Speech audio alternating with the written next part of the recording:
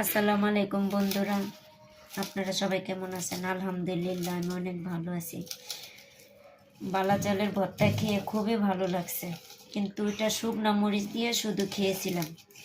এখন মজা পেয়ে পেঁয়াজ কুচি, ধনিয়ার পাতা ওইভাবে খেয়ে মজা পাইছি আজকে, এজন্য বানাইতেছি। এখন আবার পেঁয়াজ দিছি, ধনিয়ার পাতা দিছি, একটু বেশি করে বানাবো, কারণ আমার মেয়ে খাবে, আমি খাবো, আমার ছোট বোন আসছে ওই খাবে। এখন আমি সব মাখিয়ে দিয়ে দিব।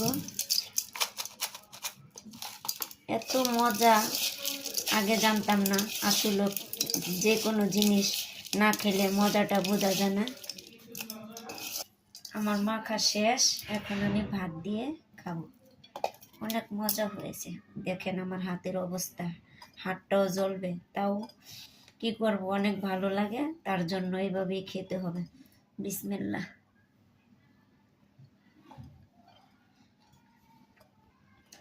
তা সবাই এইভাবে মাখিয়ে খাবেন, আর সবাই আমার ভিডিওতে লাইক কমেন্ট শেয়ার করে দিবেন।